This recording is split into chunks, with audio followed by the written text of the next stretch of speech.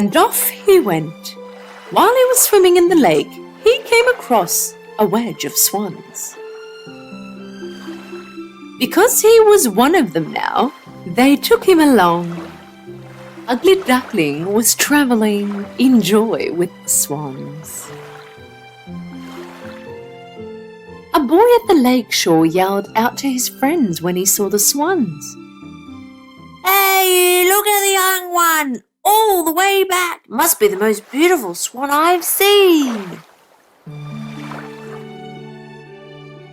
Yes, from the beginning, he indeed was a swan. He was just an unfortunate egg which got mixed up in between the ducks.